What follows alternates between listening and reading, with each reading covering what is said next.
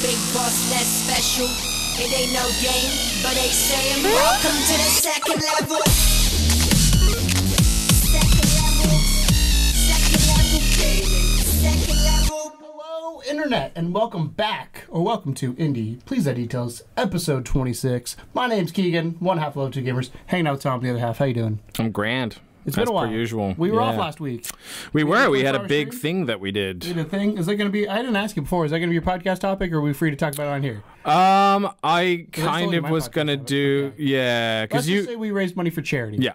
I didn't. Well, I have several things that we could do for a podcast topic, but I figured that at least one of us should probably do that. Yeah. So yeah, sure, that's mine. But we go check out Friday's video to find out. Yeah. But we were off last week because we were doing 24-hour charities live stream. Follow that video to see how it went. You did upload a behind the scenes footage or video thing of it.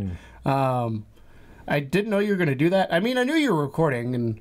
I wasn't going to, and then I woke up and I know I was tired. It was 10 o'clock and I was exhausted already, and I was like, today's gonna be the worst.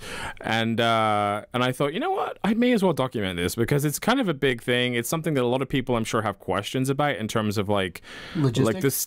Logistics, and also like the stages of any 24-hour stream. Because I feel like we're not unique in the fact that anyone that does one of these streams probably has like one or two really close friends that hang out a lot, and then they probably have like a group of people that just want to come over like at nighttime, and then when they leave, that's when it gets interesting. And that's kind of like when NASCAR so I wanted to film that. Yeah. Oh my god, I want to murder you so bad. It was so good. I almost did a longer race, but I was like, I did think about you guys. You were you were lucky you didn't get mutinied. So. Yeah. But anyways, this is not the 24-hour chair live stream. This is Indie Please That Details, a weekly dip into the world of indie games and indie developers.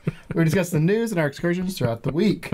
Topping it all off with a topic of discussion that you can join in the comments below. You can listen to us on your favorite podcast services, Google Play, iTunes, Stitcher, or see our lovely faces and additional gameplay footage on level2gamers.com, level with number 2gamers.com. Yay. Continue discussion after the show, online but off air, on Twitter, level2gamers.stl, or Discord, link in the description. Nailed it. So let's go. Well, I stumbled at first. Aside from the deep, we're deeping in. There's a fire. Turbian. We're Turbian. We deep into the indie. As we do, let's start off with the new releases this week, Tom. And there's quite a few good games coming out across the board for everybody. Yeah, it's March is like traditionally pushback time for a lot of stuff that was supposed to be nailed for the end of the year and never quite made it. February, March time. Next week is Far Cry. Next week is Far Cry. This week there's a couple good ones. There's a couple bigger AAAs that we probably won't really mention that much, but I know there's like. Talk about this one because it's the big one for Microsoft. So we're going to start with Xbox, Microsoft. Sea of Thieves, Xbox exclusives of Xbox One Enhanced, Xbox Play Anywhere, Windows 10, and Xbox Game Pass. Did you get all that? That's everything Xbox is doing. I heard words. So fun fact, if you did not do the Xbox Games Pass trial yet, which I have not, I just signed up last night, you can get this game for free for 14 days and see if you want it, because I'm kind of on the fence. So. I'm just going to watch you play it. It's only $10 a month for Game Pass. I'm also going to determine whether that's worth it, because I don't buy How much is the game? $60. Full price. It's a full price game. Ooh, I didn't know that. I thought it was going to be a $30. No, I'm surprised. It's a AAA IP from Microsoft. Well, it's from Rare.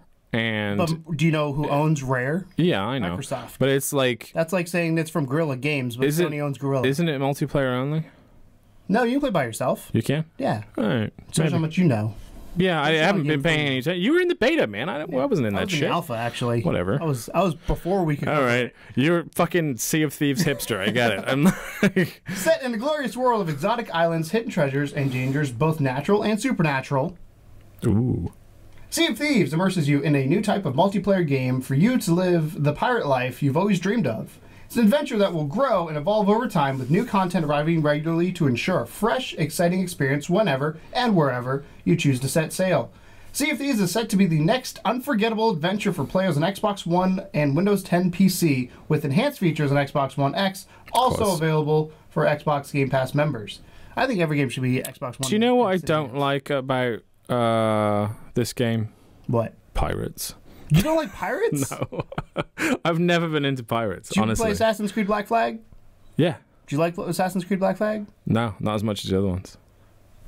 Well, fine. I just like the sea stuff just bores me to tears. I love hate that it. kind I of hate being in ships. And the only part I like was the sea shanties. Like I'll sing along to a good sea shanty, That's but what the sea outside, essentially is. You drink alcohol and you're on a boat. yeah, but the boat part is the part that bothers me. Why? Because you're drinking alcohol. We can drink You alcohol don't and sing sea shanties off the sea. You can't do that. I you can do like that too. in my real life, in personal life, I love the sea. The ocean is like In my real life, fascinating I to like me. sea shanties. Well, yeah, the ocean is fascinating to me. Like that whole thing, but like pirates as a Yeah, do as you an like Pirates of the entity. Caribbean? No, not Or Pirates really. of the Caribbean, depending on where you're from. No, I mean they're fine movies, but I just said never did it for me. You know what I mean? Like I used to watch like Pirates of Blackwater. Do you remember that? No.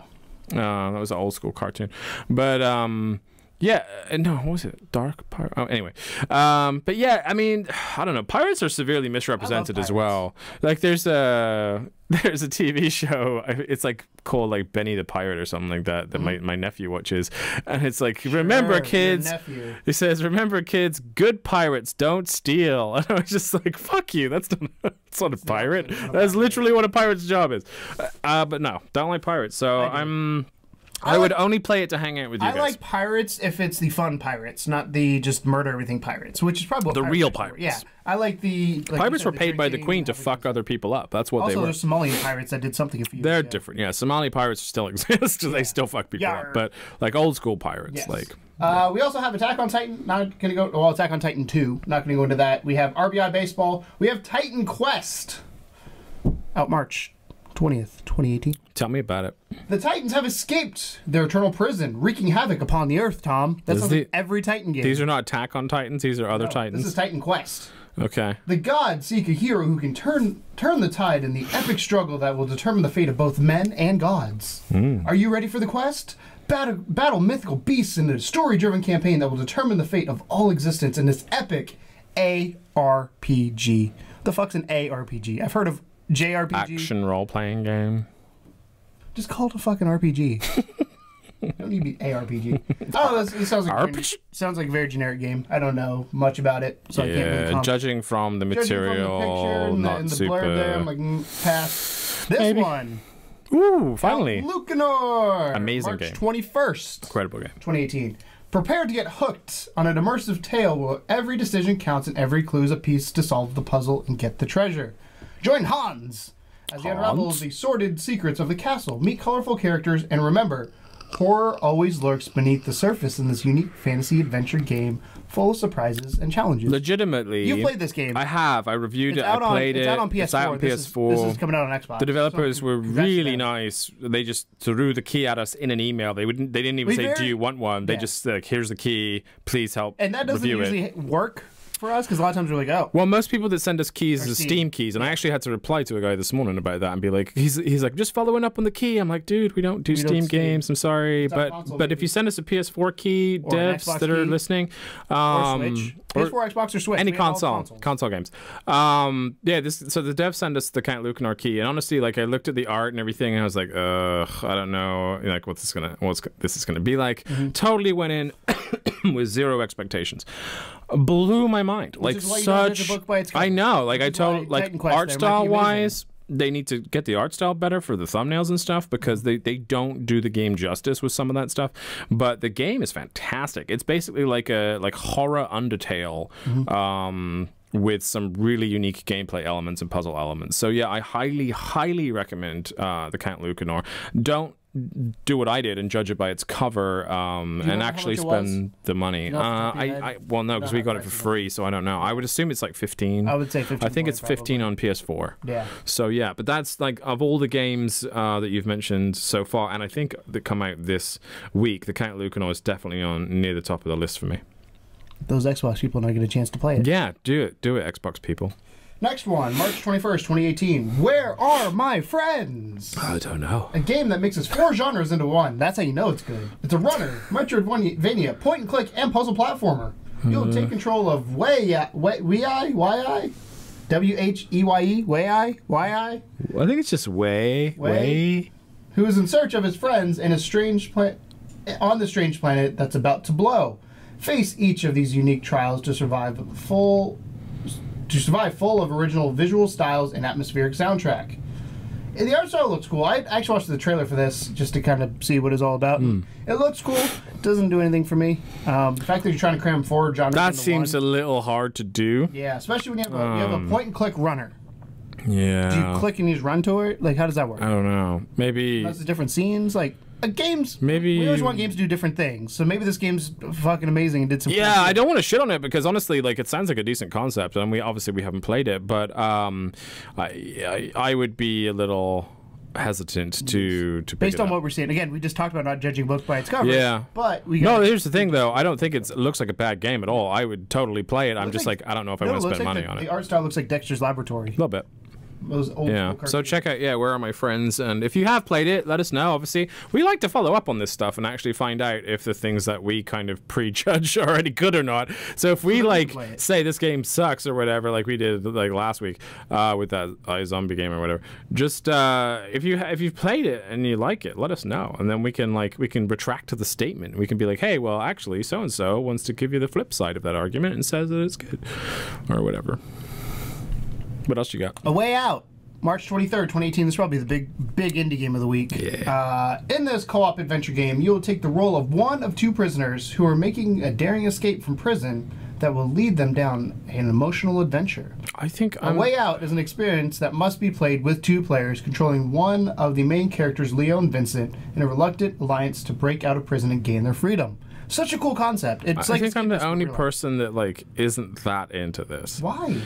Just because you play by yourself. Yeah, it's a little bit of that, but also like it just looks a little janky to me. Like if every piece of footage I've seen so far has a jank factor to it, and I think everyone's ignoring that. And I don't know. Like it could turn out to be jank? Jank can sometimes be lovable. Sometimes jank is good, but I don't know. Like I feel like I already told you this morning we were talking about this, and I was like the main dev guy for this game is the most irritating gentleman on the planet.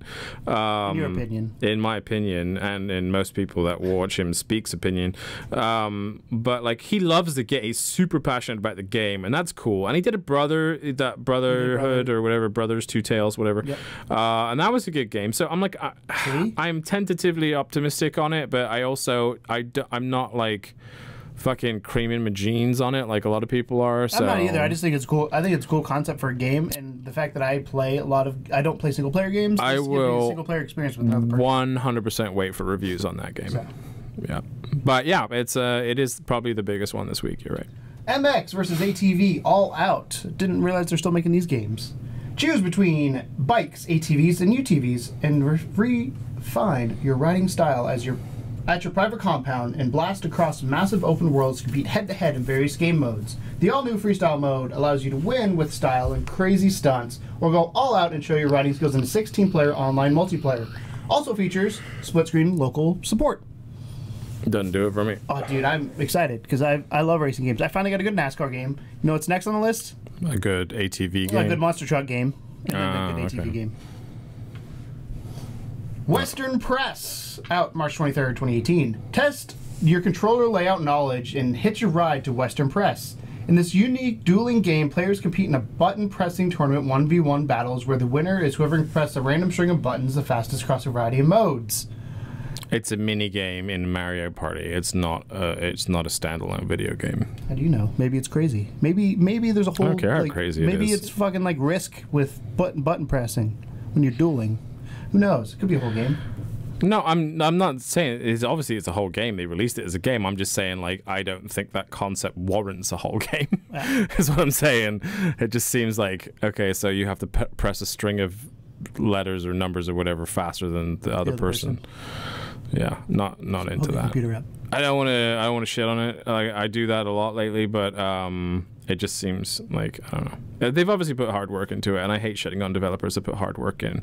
But to me, I'm just personally not interested in that genre of game. And in the world of Minecraft clones, Pixark, P-I-X-A-R-K, Pixark. Enter a world of mystery, danger, and ancient dinosaurs, mythical beasts, and cubes. Work by yourself or with a tribe of others to gather materials, craft useful items, tame wild creatures, and build huge bases to survive in Pixark. Sounds like a kid's version of Ark Survival Evolved. A little bit. And dinosaurs and building bases and shit. It's Yeah, I mean, I'm not. Yeah, that one I would play more than the last one, but I still think it's just there's so many of the same thing. Like, I don't know. We need more originality. Like, you know what I mean? So over in PlayStation Land, I'm going to go through. I'm not going to do the blurbs for the ones we did, but I'm going to tell you what's coming out on PlayStation. A Way Out will be out on PlayStation Digital Retail, obviously the 23rd. Yeah. Assassin's Creed Rogue Remastered is out. Bad time. Assault Gunners HD Edition will be out PS4 Digital. I just Attack threw up on in my Titan mouth a 2 little. is out. What else we got here? Don't Bite Me, Bro. I'm going to read this blurb. PS4 Digital. Take on a zombie apocalypse in this open world 1 to 4 player couch co-op game.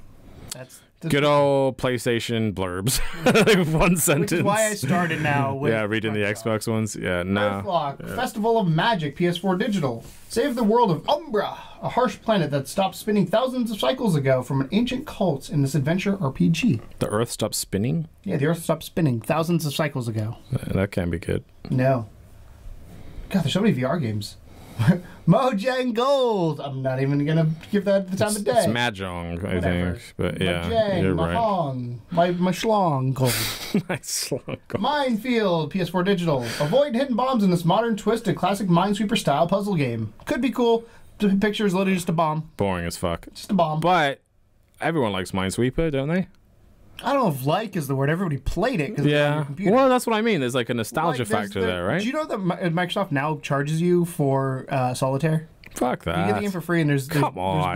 there's built-in whatchamacallits, There's microtransactions. in-game now. currency. Well, they know what they're doing with that because the old ladies love that yeah. shit. No, they're not dumb. I just think it's funny. That's I think you funny. get the game for free, but you can pay to do certain things. So Right. it's just like, this is dumb. That's a Vita game. Yeah, Neuro Avoider is on PS Vita. Don't care because Vita's dead. You say that, but they keep releasing games for it. Like every fucking week, there's a new game for it. That was Just because standalone Vita game, but wasn't even crossplay. That's one Vita game in the sea of PS4s. And Sony has come out and said they're no longer going to support the PS Vita with a free game, so it's going to be They dead. only said they're not going to do PS Now for the PS. No, Vita. PS Plus. Yeah, Not you're PS right. Now. Yeah, I'm confusing Yeah. my services. Ni no Kuni 2, Revenant Kingdom, PS4 Digital and Retail out. Such a beautiful looking 3/23. game. Re-enter the animated world of Ni no Kuni in the sequel to the role-playing masterpiece developed by Level 5. Nothing but good things. Octahedron. This is that crazy 80s game. Oh yeah, we watched a trailer for this, and I'd already decided that hard. I will die a lot if I try playing. Take on a precision vertical action game set in the mysterious neon world. You must get into the flow of pumping atmospheric soundtrack. In the flow of the pumping atmospheric soundtrack, as enemies and traps move along with the rhythm. So it's a rhythm game. So this to me is the perfect example of an indie game that I can say I firmly would hate playing it, but it looks good. Yes. Like that's what I mean. So like I don't shit on every indie game. Like that game is well put together. It has a nice aesthetic. The soundtrack is good. The gameplay looks interesting. I just would probably be miserable playing it because it looks really hard. Because it's not a new game. I don't like playing hard games. I know that sounds stupid, but like Says the I guy just who bought an Xbox One for Cuphead. well, yeah, that was a mixture of like that was like a Peer once. pressure? No, I bought it for PUBG. Cuphead just happened to be there, but Cuphead, I still haven't played it since I tried the first time, and I will go back to it. It's not that I hate hard games. Like if it's not worth patient. the thing, I like to enjoy playing video games. So if a game is irritating me to the point where I'm like screaming and throwing controllers and stuff, then With every fucking shooter. yeah, that's the problem. See, I can deal with getting shot on an online shooter and know that I did not best my opponent that day, and I can compartmentalize that. I can't compartmentalize poor gameplay design or No, you like can't whatever. Compartmentalize the fact that you're not as good Sucking as it, sucking it like You just suck. Bloodborne or Just get- whatever. Just get good, Tom. Like Just Bloodborne get good. is such an incredible It's free game, on but PS I Plus. can't It's free on fucking play it. PlayStation. I can't have play it. I've got it twice now. I really want to play it. I've tried 3 times. Me I too. can't play it. I can't either. Yeah. Titan Quest is out PS4 digital You're retail. arguing against me. Where Are My Friends is out PS4 digital 323. That is a weird picture, I isn't also just want to read this blurb. You're just an eyeball trying to find your friends in an experimental adventure where each level is wildly different gameplay style. See, that's a very... See, Tell that me a bit more. almost sounds better than, like, saying, hey, we tried to mash 4 Yes. genres together. Let's see what happens. Yeah. World of Warriors, PS4 digital out 3/21. Let the battle commence. Coming exclusively to PS4. World of Warrior lets you summon the greatest warriors in history to battle across the wildlands. Okay. Ooh, I want to look Hold that up. So let's look at everything wrong with this. And I know that the developers may have had no say in this, but let's look at everything wrong with that particular thing in the drop. You have, first of all, the name, World of Warriors, super generic. You have... It's historic figures. It's not historic figures. You have the image, which is just the name. By the way, it's a mobile game. The first thing that came up was Google Play. It's a mobile port. The image it's got a 4.6 on iTunes and a 4.5 out of 5 on Google Play. So. But I'm sure it's fine. I'm just saying, like, advertising wise, like, what is wrong with PlayStation that they always put up these shitty images? Like, you're on the website right now looking at World of Warriors, and there's like all this cool artwork, and on their fucking drop, it's like they just took the PNG for fucking the title and put that up there. They have a music video on their website. See, like, that's the shit you want to put in there, PlayStation. Like, I feel like they don't do their own games justice by just being. But then again. It's whatever the devs send them. That's what I'm saying. Like, didn't the devs think, hey, let's send them the one with colorful artwork that would draw people in when they look at it instead of just the PNG of the title? I kind of like this. I mean, I'm sure it's really art style's cool. Yeah, that's what I'm saying. So yeah, it's all this shit you don't get to see. You just get to see a title. Make sure you put the music video behind us so they can. I'll put the video up. Yeah. So. But yeah, it's doesn't tell me anything about it. I don't think they're like famous warriors. I think it's like famous styles of warriors. So like a Viking, a samurai or whatever. Stones. Yeah. But yeah, that's what I'm saying. Like, you got one sentence that doesn't sound good, a generic title, and then like a PNG. Like, no, like, do better. You know what I mean? You have quite a few characters. Yeah. You got a lot of characters. You got Ping. Good old Ping. Good old Ping. You got Toki. Better hope Ping doesn't drop, otherwise Zuma. You'll be in trouble. You got Abu. You got Abulik. AKA. I do like, so, again, we're on their website, but something that's really cool I've noticed immediately with this is the fact that they are taking different cultures, and depending on how they portray them, could be interesting, but like they're very traditional to those cultures. So, like the garb. Yeah, so like Abu is a Mamluk warrior slave, and he's got like, I'm gonna say that's almost like he looks Mongolian. I was gonna say Mongolian, Japanese, like Eastern Asian, versus like we scroll down to Dungara looks like an African warrior, versus we scroll down to the Viking Gunner. He's definitely a Viking because his name's Gunner. He's got to be a Viking. Gunner. So I don't know.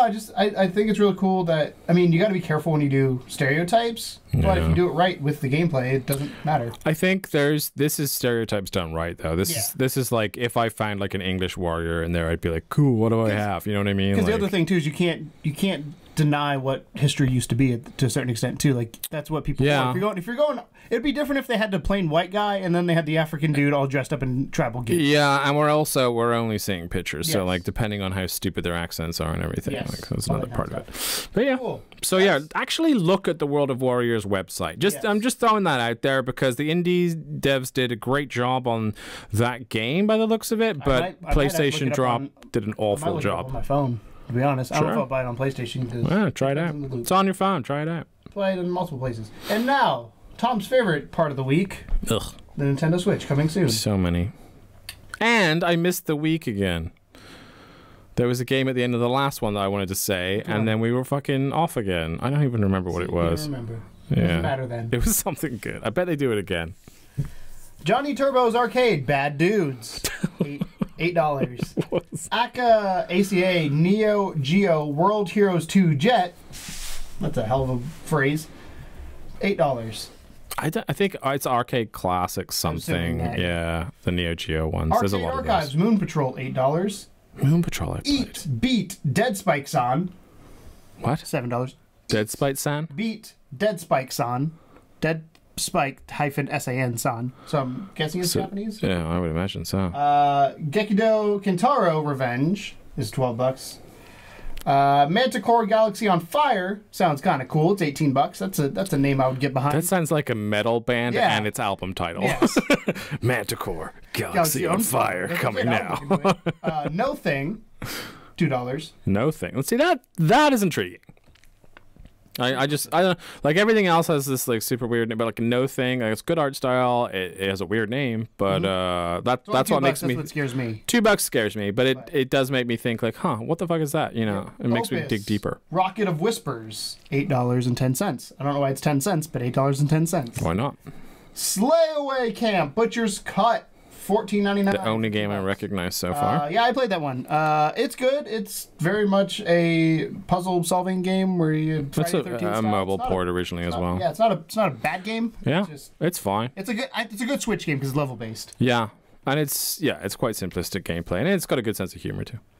Soul Divide, Sword of Darkness for Nintendo Switch. I'm hoping that's not actually in the title. That would be hilarious if it was. $8. Castle of Heart, $14. Outlast 2, $30. Really? Outlast 2 on a Switch. Actually, that's next week, Tom. God damn it. We're going to stop there. Outlast 2, $30 next week. That would be the one that I was going to be like, I can't believe that's on Switch, but I got to say it this time. Yay! So of those games, I think No Thing and Manticore. I think Manticore, Galaxy on Fire. Manticore. And No Thing. Hold on, we're gonna pick one. We'll pick the No Thing too. Because I feel like since they don't have the blurbs, it's not quite the same. Yeah. So this is Manticore, Galaxy on Fire, and fight aliens and space pirates in this #1 sci-fi action shooter. I don't think it's the #1 sci-fi action shooter, but could be. Mark your stand beyond the stars. Write your legacy in gunfire and smoke as you take down the galaxy's most wanted criminals in an action-packed dogfights. Rise to become the hero of the Neox sector, a deadly fringe world terrorized by the ruthless crime lords and their no-good underlings. Fight space pirates and save the galaxy. Enjoy 8+ hours of playtime and 60 frames per second across all game modes as you follow the gripping narrative in 3 acts. Fly spectacular spaceships, master challenging missions, and explore handcrafted universes new sci-fi action shooter on Nintendo Switch. Worth pointing out, this is coming out on the 22nd, too. Yes. It's not actually out right now. Experience stellar gameplay thanks to the intuitive HUD and UI elements, as well as full support for Joy-Con Switch Pro Controller with HD Rumble. Oh. You get that. Gotta get that HD Rumble in there. HD vibrations. So, I don't know. The screenshots here make it not as exciting anymore. I mean, sounds cool. Could be fun. Looks okay. Yeah, it looks good, but the menu system, I don't know. It's not what I envisioned. Okay. I envisioned not a dogfighting game. I envisioned more of on a land somewhere with like hellfire going everywhere. Okay. You know, Galaxy on Fire, Manticores. Those are things that happened in that sentence. No Thing. Come on, No Thing. Don't let me down. Maybe. Whoa. The year is 1994, and it is the future. Nice. No Thing is a minimalistic, surreal action game set in totalitarian regime of the future. Tells the story of an office clerk who is sent with an important message to the Queen of Ice. No Thing features radical gameplay, migraine-inducing, weird storyline, retro surrealistic full 3D graphics, full voiceover and speech synthesis, chiptune sounds, original cold wave music, simple controls, easy to play, very hard to master. I'm honestly more intrigued now just because of what that is. Right? And like all the pictures are the same almost. What the there's floating heads. Yeah. That's just become #1 if you want to my pick for the week. Like, I don't know $2 what too. to do. That's It looks like a mobile game that somehow managed to end up on the Switch, but I'm not mad about it. And the last one I'm going to pick is Opus Rockets of Whispers. That's the other one that caught my eye. Coming out March 22nd. Travel across the world of ice and snow through burned down ruins and treacherous peaks to launch a rocket that will reach the stars. Sounds okay. Once we fire the rockets, we will. Oh, wait. Once we fire the rocket, will these ghosts finally leave me? Asked the man. Wow. That's literally what it says. The guy's name's the man. Of course, our goal, after all, is to return them to the cosmos, the witch replied. I wish I knew it was a witch before I started. There's a man and a witch. Yes. Throughout Opus, Rockets of Whisper, you will play as 2 survivors on an apocalyptic plague. Help them achieve the unimaginable goal of building rockets so they can return their deceased to the cosmic homeland throughout the ancient tradition of space burials. Features. Wait, so they're just trying to bury people? Yeah. There's a read more section. In the apocalypse? Yeah. Features. Story. An emotionally driven, heartwarming adventure written by the Amiga nominated writer of Opus, The Day We Found Earth. So apparently there's a sequel. Explore an atmospheric world and mysterious and rich narration. Explore, travel through the post-apocalyptic winter filled with ruins and remnants of once prosperous land. Explore the unknown for antiques and artifacts and find out about their past. Build, prepare for the countdown by gathering the materials needed to build a rocket and craft tools that will help you reach greater distances. Art. Over 100 items to find and inspect, each beautifully drawn with the story to match, including rocket material and details backed by careful It's research. a weird thing to put in your blurb. Music. Over 30 beautiful atmospheric soundscapes designed to immerse you in the snowy wilderness, composed and recorded by Indie Play nominated composer Trio Dust.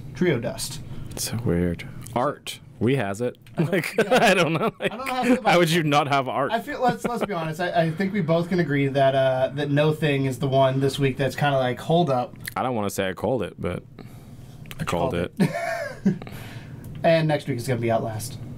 Outlast 2. Outlast 2. There's lots of things coming. Exciting. Future. Outlast 2 on a Switch, though. Yeah. Good for them. It could happen. Good for work. them. Well, it's going to happen.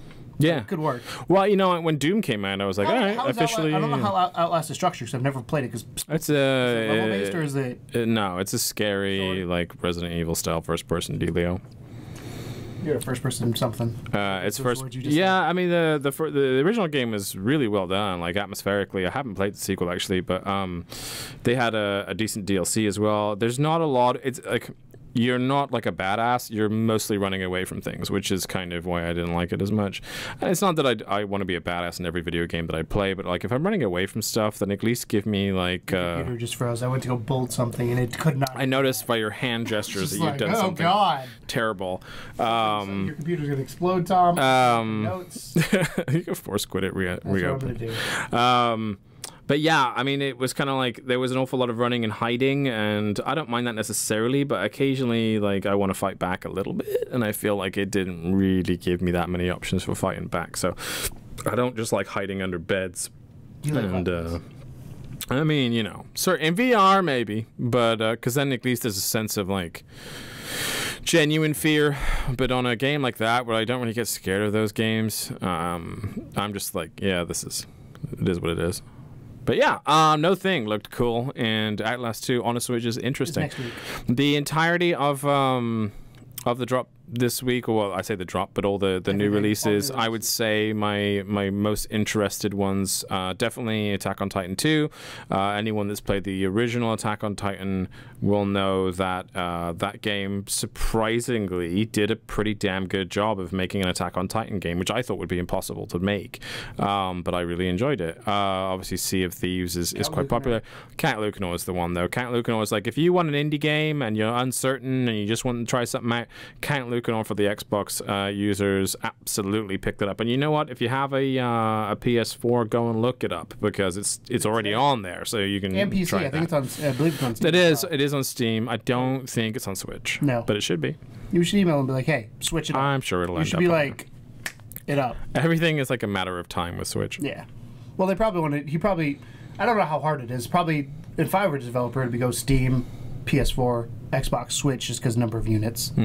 Even though Switch has more momentum right now. For indies especially, your game would I sell just feel like a just lot. unit base install.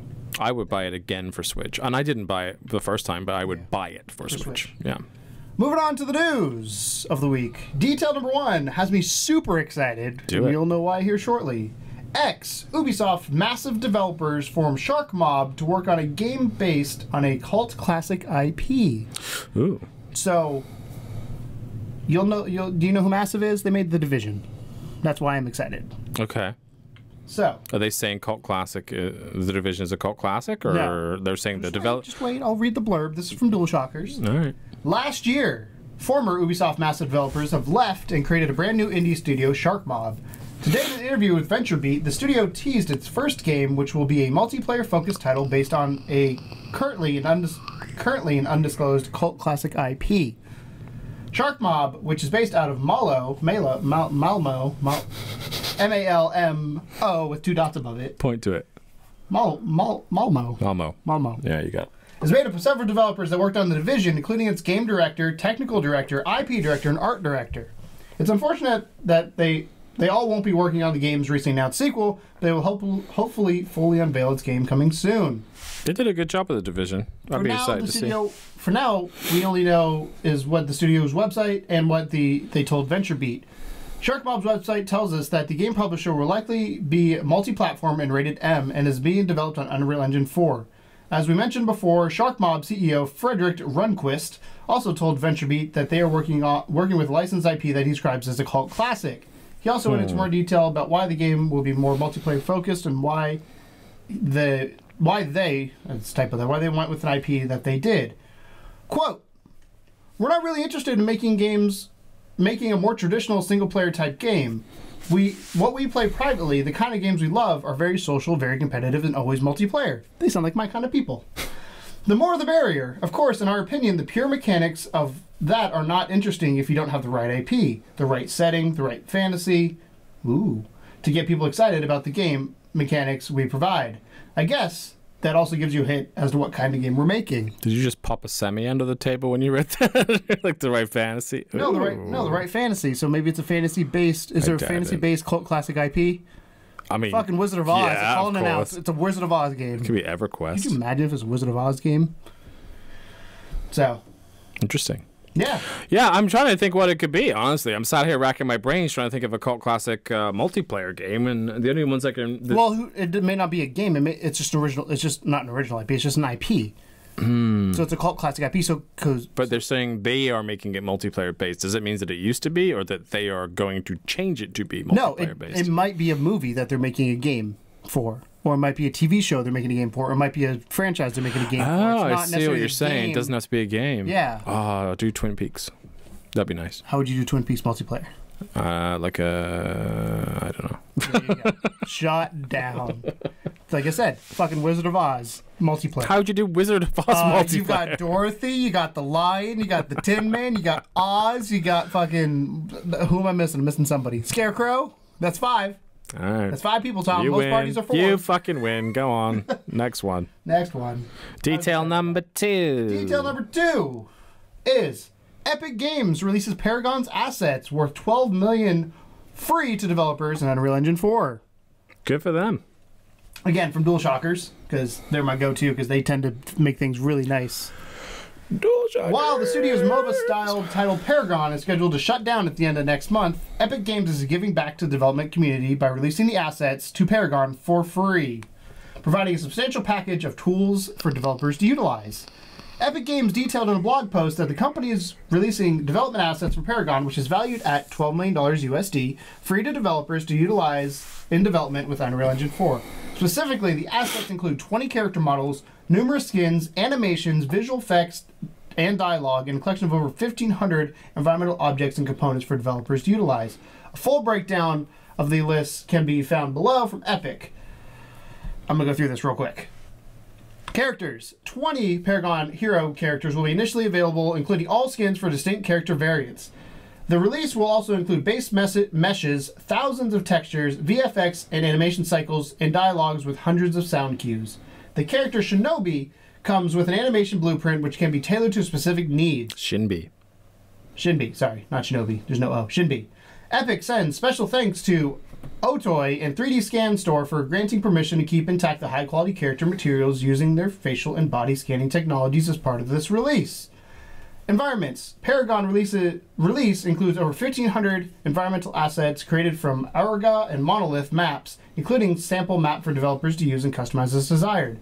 More to come. Epic will release millions of dollars worth of additional Paragon assets beyond the initial $12 million offering through spring and summer 2018. I got questions. What's your question? They're making money off Fortnite. That's where the answer is. Oh, is it the same team? Epic made enough money from Fortnite. I got my business hat on for those of you listening. Epic makes enough money from Fortnite that they can give this away. So think about it. Paragon's being shut down anyway. I think this is a cool way of getting goodwill. I thought Paragon recently said that they were going to do a Battle Royale mode. Or is that a different game I'm thinking of? What was the game I'm thinking of? I don't remember. Because they, so which one was Paragon? Oh, no, Paragon was the free-to-play one that was on PlayStation, right? Yeah. Okay. You're probably thinking Battleborn. No, I'm not. No, it was a new one, but it was they announced they were doing a Battle Royale version of it. But I mean, that's really nice of them. That's really, really nice of them. I'm interested to see how this, because I'm not a game developer, you're not a game developer, how the developers use this going forward. Because they say what's in there, but how customizable are they? How much does it cost, or how much can you change it to your game? I mean, I'm It's being assuming if they're released. giving the assets out, they're basically, it's kind of like when someone takes like Arma and turns it into DayZ. They're basically saying, here, take everything about this game and do whatever the Make your fuck own. you want to it. And, you know, here's the base model for this 3D character. Tweak the, you know, you can tweak it and make it your own, but at the same time, like, is it going away? Go away. But yeah, Business had that's really nice for them to do that, because I mean that's $12 million worth Plus. of stuff. Plus, because they're releasing more. Right, later on. and they're saving a lot of developers a lot of time. There may be some first-time developers that would never ever be able to get a character model or a voice I was gonna line say, or for whatever me, that good. The coolest parts are the meshes, which is the base character build before Yeah. you put skins on. Textures, which are a pain in the ass to find. VFX, video effects are always nice. Animation cycles will save a lot of time. And then the dialogue. Yeah, it's Which incredible. dialogue, I don't know how that would work, if it's the pre-made dialogue or if it's just like the functionality of how the dialogue works with cues and all that. It's like, can you I think both, because they said dialogue and voice cues. So what I actually really like about it is it's almost like they're saying, hey, we tried this, it didn't work, You figure it out. you guys have a go. Yeah. Because, you know, there are so many developers that will take something existing and turn it into something incredible. Like, I mean, look at PUBG, look at DayZ, look at all those guys. And it's kind of just, it's fascinating to me that they were just willing to do that. I mean, that was a big release. That was I mean, it didn't do very well, obviously, but it was like a big deal when it came out. Imagine if they did the same thing with Fortnite and they were just like, hey, you know, Fortnite, that game that Yeah, everyone... they're not going to do it with Fortnite because Fortnite's where they make their money. I know that. I'm just saying, like, I mean, that is the company that made Fortnite with, and probably Paragon is arguably better graphically than Fortnite was. So that's impressive. That's cool. Good for them. Good for Epic. Epic just knows how to be a dev studio. Like, they have just been nailing it recently. Epic? Aside from, you know, the initial, like, kind of stealing PUBG's idea thing, everything else they've done since has PUBG been did good. not own Battle Royale. There's Battle Royale games They before owned that. Battle Royale video games. They didn't own Battle I Royale. guarantee there's other I Battle said the Royale same video thing games. because there was a million like Battle Royale like movies and stuff. No, I but, guarantee there's another Battle Royale video game that just never made it popular. They're the ones that made it popular. Maybe. I'd like to see it. I'll find it. We'll make it happen. I'm sure you will. Detail number 3. Sonic Mania Plus announced alongside tease for new Sonic racing game. Gotta go fast. It's from VG247. Sega announced good news for Sonic fans at South by Southwest this weekend and teased something even better. During the annual South by Southwest event in Austin, Texas, Sega announced that Sonic Mania Plus, and it's slated for a summer release at retail. According to the publisher, Sonic Mania Plus comes with additional content not included in Sonic Mania. This new content includes an encore mode with remix stages and 4-player competition mode. 2 rather retro playable characters, Mighty the Armadillo and Ray the Flying Squirrel, are included. They only were in one other game. And this is a physical release? It says retail. Yeah. So That's good. Because I wanted the physical release of it, but they never had one when I went to buy it. those who already own Sonic Mania, the highest rating new Sonic game in 15 years, will be able to upgrade to Sonic Mania Plus digitally. PC wasn't mentioned in the announcement, but surely Steam users will be able to upgrade as well.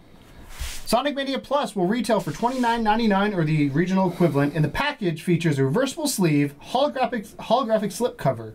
It comes with a 32-page art book as well, Tom. Nice. You get all the art. Physical version of the game will be released in the summer for PS4, Switch, and Xbox One. Now, about that Sonic the Hedgehog racing teaser, well, nothing more to add, sadly. A video clip teasing the upcoming titles in the franchise was shown at South by Southwest, and you can look over the clip. Well, Sonic Racing game, I could give a shit about. They've never successfully managed to pull off a Sonic Racing game. But the Sonic Mania Plus thing is really cool. I think it'd be nice for that game to reach a wider audience. I think that was so well done and so well handled. And not enough people... I think it flew under the radar for a lot of people because it was a digital-only game. If there was kids that were in the store that maybe saw the bright, colorful packaging, much like we talk about PSVR games doing better physically, I think they would have sold a lot more units. So, yeah, that's cool. Whether I'll upgrade to it, judging by what they're adding, probably not. It doesn't sound like there's enough there to warrant it, unless it's like $2 or something like that. If it's like $2, then yeah, sure, why not? $5 maybe, but I don't want to pay a whole lot for 2 characters I don't give a shit about. And the remix level thing is interesting, but I don't play enough of the original one to really care. So yeah, but yeah, good on them. It's It's cool. It's more Sonic. It's more Sonic. It's more good Sonic. Yeah, that's the most important part. Like, even as somebody who doesn't, like, I played Sonic 2 at my babysitter's house, but I wouldn't consider myself a big Sonic fan. Like, I played a little bit of Sonic and Knuckles, or Sonic 3, Sonic and Knuckles, or whatever the hell it's called. I played a little bit of Sonic 1, but, like, I definitely was not a Sega guy. I feel bad for Sonic because he did not make the transition to 3D at all. Versus Mario was beautiful when he did that. That's the only reason why that fucking hedgehog lost out on... Well, not the only reason, but one of the major reasons why he didn't keep up with the Marios of the world was because when they went 3D... It just didn't work. He didn't do it. Detail number 4. Shape of the world. The world that grows around you coming to Nintendo Switch. Fill me in. Without you, the forest... I'm going to zoom in because this text is tiny. There we go. I was going to say you need glasses, and I forgot you have Yeah, glasses. I have them. Without you, will the forest come alive? Kickstarted in 2015, Shape of the World, the upcoming first-person explorer from the developer of Hollow Tree Games, previously announced for PC, Xbox One, PS4, is also coming to Nintendo Switch. Yay. First-person explorer. You're cast as an outsider in a surreal, organic world that reacts to your presence. Travel at your own pace through relaxing and psychedelically colorful ecosystems of flourishing flora, rambling waterfalls, and burgeoning mountains, glowing monoliths, and graceful creatures. Can we just fucking not use big words in our things? I feel like it's a tongue twister every time I go to see it. You can tell when they're coming, too. Because, like, hey, let me use how many adjectives I can put in this sentence. Shape of the World is an exploration game where a rich and colorful world grows around you, a relaxing interactive escape about getting yourself pleasantly lost. Your presence, the driving force behind the procedurally populated environment as you amble through dreamlike forest, aquatic caves, and peaceful shores. What do you do, though? Game features. Laid back, exploring, relaxing exploration. No ticking clock or perils laying in wait will prevent you from enjoying your journey here.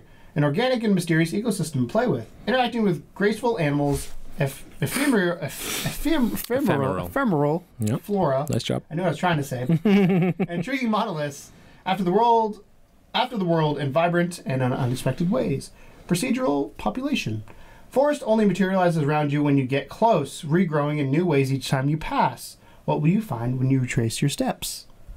Dynamic soundtrack that responds to the player's travels. The audio shifts along with visuals, providing an enveloping, aural, and immersive experience. Can we fucking, again, words? What does it say? It's aural. Yeah, audio. Oral. It's like binaural, but it's around you. I know what it means, but can we just, like, not have... It's like they know you're... Yeah. It's like, you know when Keegan reads this? Let's just fuck him up some. Let's just put some big words in there, see what happens. Quote, I'm thrilled to officially announce the Shape of the World is coming to Nintendo Switch this year, said Hollow Tree Games founder Stu Maxwell, who also works as senior VFX artist for the Coalition, the studio behind Gears of War 4. That's a weird jump.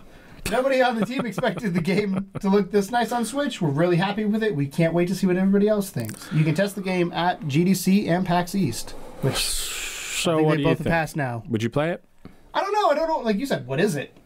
It sounds like an exploration game with no goal. Yeah, it sounds like... Which I do not like the sound of at all. You know what? Fucking drop a little bit of acid, put it on, see what happens maybe. But like outside of that, like really... Find yourself pleasantly lost as you summit mountains, fly with whales, Fly with whales? Fly with whales. Why not? Yeah. Raise precipitous boardwalks and slide swiftly to new and even stranger Have you seen Annihilation yet? No. So Annihilation was a made-for-Netflix movie with Natalie Portman that just came out. And it's about this weird shimmery sort of area that shows up on planet Earth one day. And behind the shimmery area is basically like a corrupted gene code where everything is growing really bizarrely. So like plants will grow in the shapes of humans and animals will have multiple genes spliced together. Like you'll have like a crocodile with shark teeth or whatever. It sounds almost like that. Like they're basically saying when you go here, like the world's all kind of topsy-turvy. Like weird shit's going to happen. Like that sounds like a perfect VR game. Yeah. Be great in VR probably. Can't do VR. It said you can interact with animals. So maybe like you just walk around stroking weird animals. Stroke me, stroke me. It's PETA approved. Do you know what Stroke Me is about, the song? No. It's about the music industry. Right, yeah. It's about how people get molded in the music industry, Tom, to be what... I don't even know who sings that song. So. Billy Squire? Don't know who that is. Well, you know the song. I'll play it afterwards. Detail number Can't 5, wait. and the final detail. Grip is finally releasing on PC, PS4, Xbox One, and Nintendo Switch later this year. Grip, a futuristic racing game mainly inspired by PlayStation titles like Roll Cage, never heard of it, has been in early access on PC since February 2016. Today, developer Caged Element and the publisher Wired Productions announced that they will finally be bringing Grip out of early access on Steam and also releasing it on PS4, Xbox One, and Nintendo Switch later in 2018. Grip is an intense sci-fi racing game that incorporates crazy mechanics like scaling walls, destroying enemies with crazy weapons. According to the developers, Grip is developed in an Unreal Engine 4 and will have both PS4 Pro and Xbox One enhancements upon its release. Chris Mallison, game director at Cage Element, had the following to say about partnering with Wired Productions to bring Grip to console. Quote, "We're very excited to finally announce our partnership with Wired Productions today. Grip began as a passion project paying tribute to the great Roll Cage games and racers of the past era, but it's now truly transformed into a fully fledged futuristic combat racer fit for this generation. We're extremely proud of the game and can't wait to unleash it later this year on all platforms. Combat racing is back, baby." Meanwhile, Wired Productions manager Leo Zullo commented on the potential he sees in Grip. Quote, as long-standing fans of Roll Cage and combat racing genre, we're delighted to sign Grip and build our partnership with the incredible team at Caged Element. Born from the passion and nostalgia driven by great minds and taking full advantage of the latest capabilities of both engine and hardware, Grip is a racer with limitless horsepower and a title to keep your eye on this year. You can check out screenshots and video behind us. I fell asleep halfway through that. It's a Mario Kart racing game. Do you remember? You probably don't know what. What does he mean? Combat races are back, baby. What the fuck is Wipeout then that just came out and has a VR version coming out, and all the new Super Mario things? And also, if we're really wanting combat races to be back, can we have Road Rash, please? That's what I really want. Played that. Road Do you know Rash Taco is Rebound? so good. Do you know the RC car Taco Rebound? I'm gonna show you a picture. You might need to put it up behind me. You know, give you more things to do. Yeah, make my life easier. Why not? I watched the trailer for this and it reminded me of these vehicles. So Taco Rebound, actually I'm going to show you this trailer here. I might pick it up on the mic. Actually, we're going to mute it because you just need the visuals. So this is about media what I thought of when I heard about it. I do remember that, actually, yeah. That's what the trailer looks like. It was a little RC car that could spin and it could flip over and you could drive either way. So it would never get stuck. Yeah. Yeah, I do That's what remember I immediately thought of when I saw that trailer. Was That's Taco awesome. Rebound. Don't know how good it is in video game form. I'm not mad about it. Like, it is fine. Combat shooters are fine. I just think, like, you know, it's just kind of a douchey thing to say. I don't know. Just me, probably. I mean, it's very generic looking. Looks like a mod racer style thing, but not as cool as Yeah, I would rather play Wipeout. Whee! Anyway. So that's our roundup for the news this week. Let's recap. Detail number 1, Ex-Ubisoft massive developers form Sharkmob to work based on a cult classic IP. Epic Games releases Paragon assets worth $12 million free to developers in Unreal Engine 4. Sonic Mania Plus announced alongside teasing a new Sonic racing game. Shape of the World, the world that grows around you, coming soon to Nintendo Switch. And Grip is finally, I know we're both waiting for this. I've been waiting. Where the fuck's this game? Releasing on PC, PS4, Xbox One, Nintendo Switch later this year. Cool. So moving on to Spotlight, we're actually doing a switcheroo this week. We are. You're going to do a Spotlight. I am. Because I did a Spotlight for VR, or I will be doing a Spotlight for VR. So what's your Spotlight this week, Tom? My Spotlight is on The Long Reach, which is Try not to be so noisy in the mic here. I'm getting some. What are you eating? I got some Ritz bits with cheese. Some Ritz bits? Ritz bits with cheese. Nice. No, it's on The Long Reach, which is butter. by Painted Black. And The Long Reach is a 2D pixel art-based puzzle game with horror elements and action elements, too. And so this is an interesting one because this is a game that... so we've often mentioned before on the show how, as indie media, we have to rely on certain websites to get access to these indie games before they, you know, hit the mainstream. And The Long Reach was actually one of those games. It was a game that showed up on Like Minded, which is a pretty popular little beta site for that sort of activity. And we reached out to the developer, like, hey, this looks interesting. And he said, cool, here's a key. And we got one of our buddies to film some footage of it, which has now hit like somewhat 5,000 views, which is weird because I actually recorded some PS4 gameplay and got like 10. I sent you a message. I was like, our thing had hit. Oh, Gamers were playing Golf Story. Sorry, I was looking to see what the actual number was. Yeah. But it's funny because I sent you a message like, this thing hit 4,600 views, and you're like, the fuck it did? And you sent me a screenshot of yours. Yeah. So this has got our name on it. So we have a couple bits of footage up for the long reach, but that's neither here nor there. So anyway, the point is we've been following this game PC Master Race, Tom, for a while, and I'm assuming you're at 22 and 17. That's not bad. I'm assuming it's since it's got its console release that people were looking for footage of it and found it apparently. So and also I bet it's embedded in a web page somewhere. Oh yeah. But I have a story to tell you about that. Okay. It is currently 7,000 views. God, and counting. Where the fuck is that? Oh, I'll tell you. I can't tell you on air. All right. But I'll tell you. Tell me after. So anyway, The Long Reach is a very, very interesting title. Now, I have recently been playing a lot of these kind of, I call them like 2D side-scrolling horror games, where like you have different planes or levels that go up and down, and then you have rooms in each of the levels, and then there's also usually some kind of an entity that's trying to get you.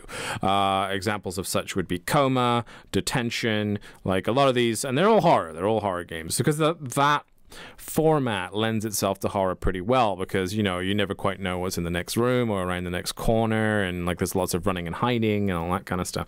So The Long Reach is kind of like a really westernized version of that, but it goes a little deeper than those games did. So games like Coma and Detention, they're Asian horror games, so their primary function is basically just to try and scare the pants off you. That's how they do that, and they do a really good job of that. The Long Reach's goal is to fuck with your head. Like, that's the main purpose for this game. So it is very narrative driven. Like, the story it runs really deep and spans several characters. You only get to play as 2 characters in the game, that I can tell so far. I still haven't finished it yet. But it's kind of funny when you read the blurb for it. One of the very first things they put is you're going to get to play as Calvin throughout the story. This is an example of a lie, and then you find out when you play the game that character dies within 5 minutes, and you're someone else entirely, and you're like, oh yeah, they did lie about that. So like, they're very cheeky with it. They're very kind of like subtle with their humor. But so basically, you start out in a facility where something has gone horribly wrong, and some kind of sort of noxious gas or something has infected people and turned them into very like just crippled mess versions of themselves. So there's some people that are reacting in a very bad manner in terms of murdering people.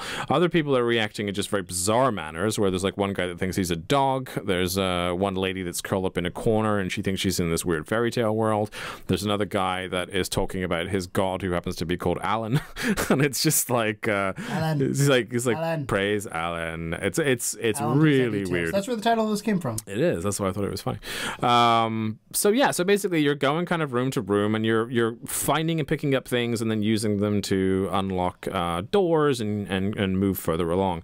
Your main base of moving from floor to floor is an elevator. So you get in the elevator, and then you'll go down a couple floors, and then like search around that area. Okay, nothing on this floor. Go up, look around there, and you're just kind of like picking things up and trying to find out where to use those things. It is not, and I repeat, it is not an easy puzzle game.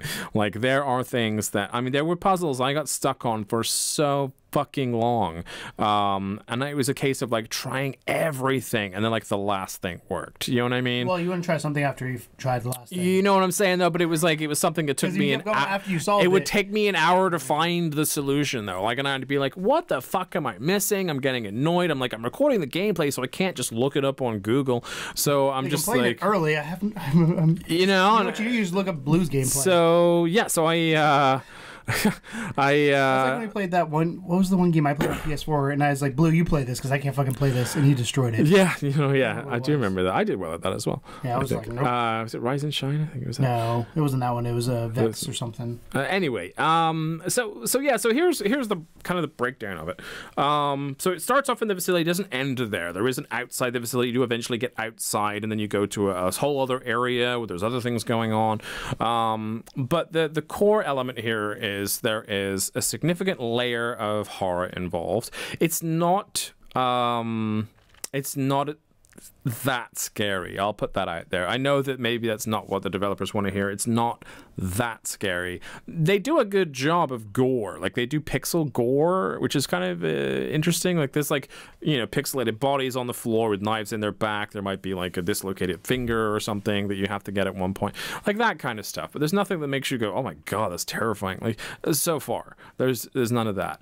But they just mess with you a whole lot. Like, there's lots of just weird moments where things, like, don't quite go the way you're expecting. I'll give you on your toes. I'll give you one example, and it's one that I held off of the review. So if you are interested in playing this game, Spoiler. I purposely didn't put this in the review because it is such a huge spoiler for a really, really crazy moment. Spoiler warning. So spoiler, skip ahead a minute. So the elevator that you use to get around and you're going from first floor, second floor, third floor and stuff, one random time when you're using the elevator, it goes into first person for no reason. So, like, you're playing this 2D horror game the whole time, and then you're in the elevator, and then suddenly it's like, now you can, like, look around in FPS, and, like, you can, like, it's like a normal, and then the elevator ends up, and then you're, like, back to normal again. Just one out of nowhere, and you're just like, what the fuck just happened? Like, why did that happen? They don't explain it. They don't, like, give you any reason as to why that happened. It doesn't help with the game at all. It's just, like, things like that they throw in here and there that just, you're just kind of like, what was that about? Like, I don't understand why that happened. I'm okay with it, but, like, you know, there is references to, like, you know, drug use and stuff like that. There's a lot of violence and stuff in it, so it's definitely, like, not for the kids. But it was a solid game. I really enjoyed it. It was hard. That was the only thing that I didn't like, and I already explained this at the beginning of the podcast. That is a hard fucking game, but it wasn't hard enough to the point where I got miserable. I'll point that out. Like, usually I'll give a game so many chances, and if I'm miserable, then I'm just like, you know what, I'm not enjoying it anymore, I'm done, I don't want to play it anymore. But that was not the case with this game. It was it was hard to the point where it's like, what am I missing? Like, there's got to be something. Like, I knew the answer was there, and I was just missing it, and I couldn't quite grasp it. Like, one of the harder things that I remember doing was there's this guy that stabs somebody, and you can startle him by turning an alarm on. You press this alarm, the guy just starts swinging wildly everywhere. When he does that, you can go up to the dead body next to him, grab a set of keys, and then you can run away real fast. And he's still confused. And I thought, cool, that's that part of the puzzle done. I'm sure that's all I had to do. Nope. Later on, you got to figure out how to move this stabby guy out of the way. So the alarm isn't going to work because he just stands there and swing. So what do? You literally have to go up close to him, enough for him to recognize you, run like a motherfucker as fast as you can through like 3 screens, making sure he's following you on the way into a very particular room. As soon as you go in, he'll follow you in. And then the second he comes in, you have to go back out and lock the door. And if you're at all like out of whack with the timing or anything like that, or you try and hide from him or anything like that, it won't work. Like, it's very particular. It's very much like you have to like go in the door. As soon as he comes in, you have to go out, lock the door. If you do that, you'll lock him in there, and then problem solved. He's stuck in this like room. But it's like you don't have to do any puzzle like that up until that point, and they don't give you any hint of like, he doesn't go like, oh, maybe if I could lock him in a room somewhere. Like, there's none of that. It's just like, I just kind of had this idea in my head of, I wonder if I could do that. And I tried it like 10, 20 times before I nailed it and got him in there, and I was like, holy shit, that worked. And I was like, so proud of myself for solving this puzzle. But it was such a hard puzzle to solve. Like, I'm just like, there's no hint of that's how you do it. So yeah, really solid puzzle based, horror solid, lots of trippy visuals, really fucks with you. Narrative tale is good. The story was great. Alan, at some point they go from worshiping Alan to worshiping Santa Claus, and no one explains why. So this is, you know, because why not? So yeah, really well thought out game. A lot of fun. I put this in the notes so you can add it to the description, but Sure. I looked up, there is a Mac OS demo and a Windows demo that you can download for free. Yeah, try it out. We'll have those links down in the description. There's sadly no console demo. Yeah. Usually there isn't. But yeah, not for an indie, but it's not an expensive game either. Last time I checked, $15. I was pulling up the press kit, Tom, so I could see. Thank you. If you like the pixel horror stuff, then you'll probably enjoy it. If you liked Coma or Detention, you'll enjoy it. And it's on all platforms. It's on PC, Mac OS, Xbox One, PS4, PS Vita. Wow. And Nintendo Switch. Yeah. So it's literally on everything. Crossplay, hopefully. The only thing it's not on is 3DS. the Wii U It's not on the Xbox 360.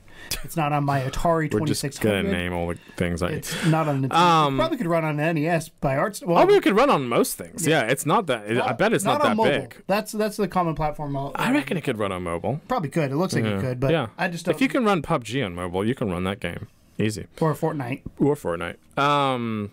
But yeah, I would say.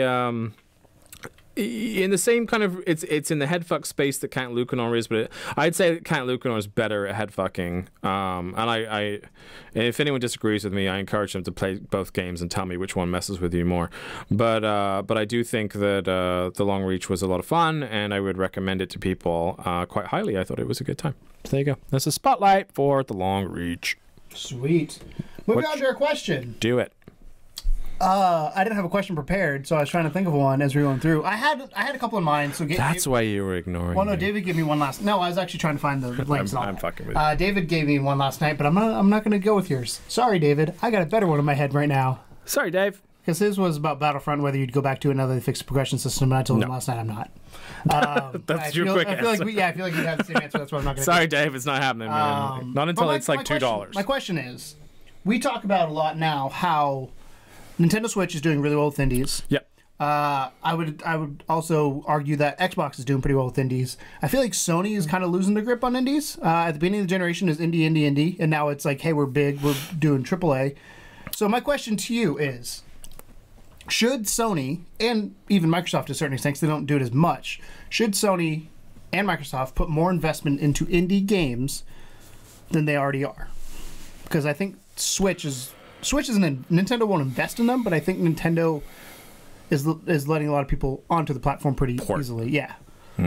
So good question. I personally don't know if I agree with the statement that Sony's not supporting indies as much as they used to. I think they are. I just think there hasn't been a big release for a while, indie-wise, on any platform.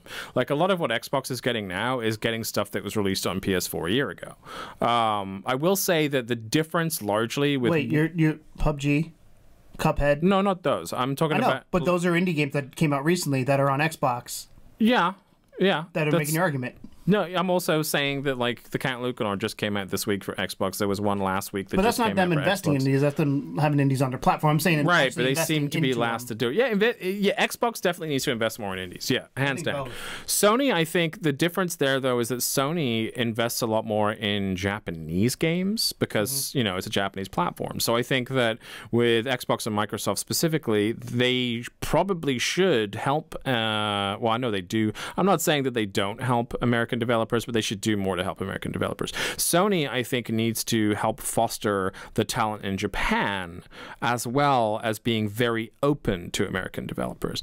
I think that Sony is a platform that when you have a game that doesn't fit a category, or it's just like the wildest shit you can imagine, Sony is very open to going, sure, why not? I mean, fucking Inner Kung Fu for one. But like anything like that. Is that them just not having control over the platform? No, I don't. Those off now. Yeah. Kung Fu and the Black Tiger game are now gone. That's a bad example because it was a bad game. But what I'm saying is like they are very open to weirdness. They're open to you like making a game. Hellblade Setsuna is an amazing game. Right, exactly. But so that's a good example. So Hellblade Setsuna. It was Ninja Theory, wasn't it? Was it Ninja Theory? I don't know. I don't remember who made it. But it was, that was closer to a AA than a pure indie. The last indie game I can remember Sony pushing real hard. No Man's Sky. Yeah. Look how that turned out. That's why I'm kind of... And that's why maybe they backed off. That's what I'm saying. Maybe they had versus like... Well, the other thing, because we said it when like EA, as much as we hate EA for all the other shit they do, like Battlefront and their loot box system and Anthem, who knows what it's going to be.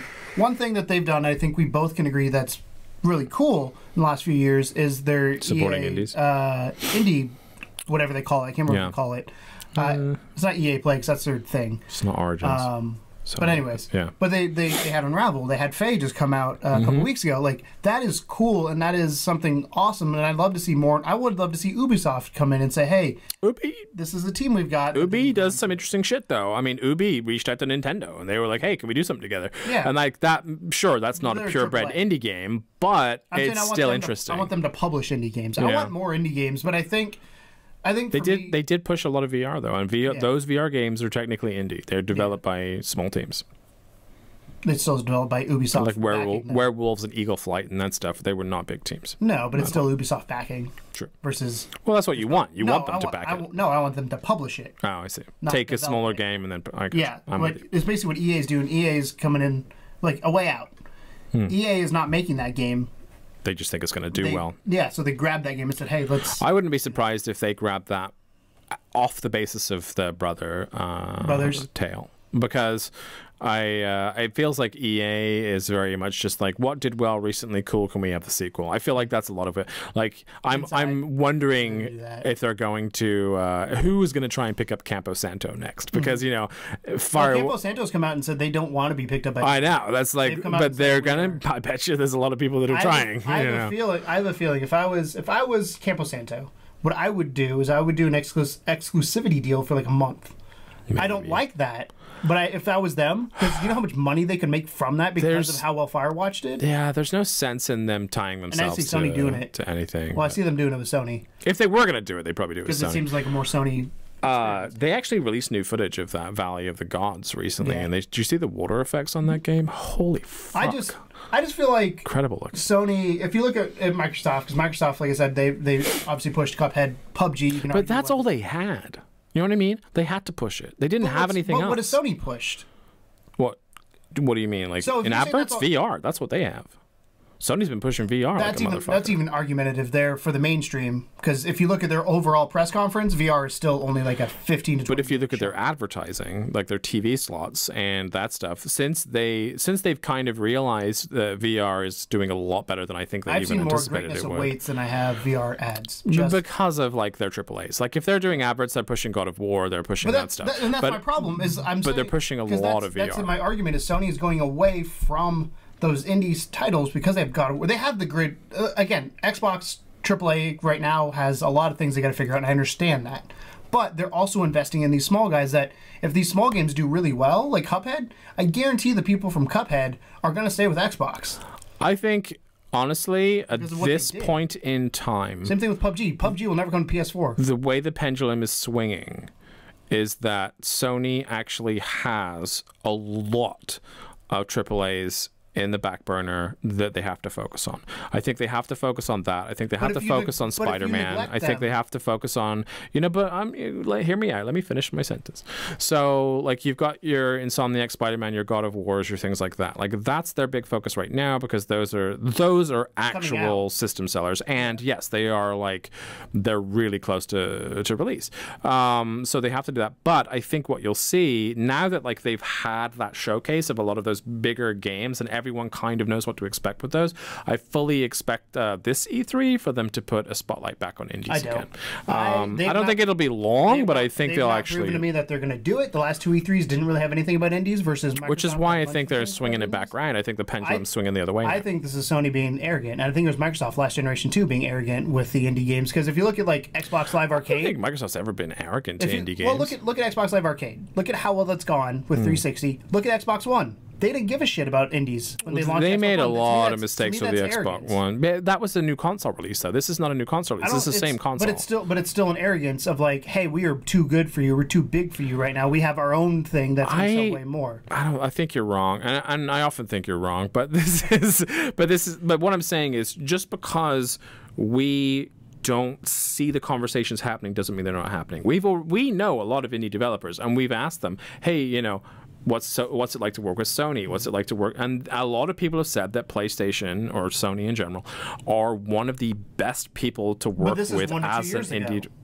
Yeah, so things can change. Yeah, but you're saying for the last 1 to 2 years they haven't been focused on indies, and then you're also saying for the last 1 or 2 years they've been doing really nice things for indie developers. No, because 1 to 2 years ago, that's when their focus on indie stopped. That's when the big AAA games started coming. So like the last time we had this conversation with indie devs was like last year at Aquan. So one indie dev. Yeah, that's one, but I'm just using it as an example. But like, I think that what we're looking at is obviously it's a pendulum thing. I think that the AAAs are here now. We were waiting for God of War. We were waiting for all these other things. So it's like, okay, time to shine. Like, let them do it. Like, it's about time Sony's been able to say, hey, fucking look at this shit. We've been, but this stuff's been on the back burner for a hot minute. And then once this settles down, and once like God of War's gone and Red Dead's gone and all these other big releases this year. Well, Red Dead's not theirs. Red Dead's everybody. I know, but I'm just saying, like, once the big ones go away, that's when the focus, the pendulum, generally swings back towards indies. Usually it's summertime. Usually it's after the big releases. But the problem you have now is there's no time those big releases go away. Games are released year-round now. There's no, like, winter season. Yes, we get more during the holidays. Yeah, it's still slim pickings in summertime, but I would say it's definitely slim pickings. I mean, I can't think of an example of last year. What's coming on, but there's always been games. There's the only reason why we have so many in spring right now is because they all got pushed back from December. Let's see. Yeah, go ahead. But I think, I don't know, like, I don't think Switch is necessarily focused on indies. I think they're just allowing it to happen and raking in money from it, because everyone that has a Switch, A, wants more games, and B, wants to be able to play these games portably, and indies fit the portable bill usually perfectly. I think Microsoft is doing okay with their indie support. I don't think they're knocking it out of the park. I don't think Sony are either. I'm not here to defend Sony fanboy crazy and just be like they can't put a foot wrong. Of course they can. So when do you consider summer starting? Probably late April, mid-April. So mid-April. Yeah. So starting in mid-April, we have God of War on April 20th. Mm-hmm. We have, then the next big one is we have, that's Dark Souls Remastered. I'll Detroit wait. Become Human, May 25th. Okay. We then have... That's 1. 2, if you count God of War, which is kind of the start of it. The Crew is third party, so I won't count that one. Shadow of the Tomb Raider. What now? Shadow of the Tomb Raider? Yeah. When's that? That's September 14th. September's past summer. Yeah. So 2 games. God of War and Detroit. That's only Sony produced ones. If we're talking that's what we're talking about right now. But like, because you also have Street Fighter Collection. You also have. But then I can see from here, Agony is coming out in the middle of the summer, which is a Kickstarter that I did for an indie game, which they've allowed on the platform. Vampire is coming out, which is a pretty popular indie game. That's what I'm saying. You hear about the big ones. You don't hear about these. When was the last press conference they had? It was a PlayStation Experience at the end of the year. But they haven't had a chance. These games are coming out in April. When are you going to have a press conference? The next one's E3 that they've announced. GDC is going on right now. They might have announced some of them there. I haven't seen it. I haven't watched any footage. I've watched a lot of the footage from GDC, and it happened this weekend, so it's over. And it's not. There's a few announcements that came out, a few VR things that came out of it, but nothing really of like note. It's just more Sony. I think is at the point where we're seeing more of what we already know. Right. Nothing new, and that's my issue. Is I feel like tell me your side. Go ahead. So my thought on it is, even if it's a sizzle reel of like, here's 50 indie games. And we're gonna spotlight maybe, I don't know, 4 of them, 5 of them, of like 20 games that we're gonna sizzle. I haven't seen one of those in a long time from Sony versus Microsoft, and last I can remember was 2 years ago at the PlayStation Experience. And I don't like the way Microsoft did it with the fucking console launch exclusive or console indie exclusive, or whatever the fuck their words were. I hated the way they did that, but I liked that they were spotlighting those indie games. And yes, your argument's fair that that's all they had, and I agree with that. But to a certain extent, too. Just because you don't have, or just because Sony has something doesn't mean they should neglect something else. So if Sony comes out and they said they had, because I know you love your PSVR, say they have Spider-Man, they have God of War, they have, for the shits and giggles, let's say Last of Us 2 is coming out this year. It's not going to, but I'm just saying. Last of Us 2, you also have Hideo Kojima's game coming out, Death Stranding. Say they just showcased those and did not talk about VR. You just made me so happy right now, but I know you're not, that's not real. Say they talked about those, yeah, it's not going to happen. Say they talked about those games, and they're pushing those games and ignoring VR. Yeah. How would you feel about that? That's how I feel about the indie games right now. Is I feel like just because you have those, it's a balance, though, isn't it? It's not something you can necessarily like. It is a fine balance, because you have like so. On our side of the coin, me and you, big indie fans, we have a fucking podcast about it, right? So we're really excited to see more and more indie. Also, big VR fans. So when we watched like the 5-minute segment they had where they said, "Here's Moss and Star Child and Skyrim and whatever," like we all freaked out about Skyrim and Moss and everything looked great, and then it turned out that a lot of those games that they did showcase did really well. They knocked it out of the park, but it was still only a 5 to 10 minute. But that's what I'm saying. I feel like that indie thing has not happened. Right. Bear with me.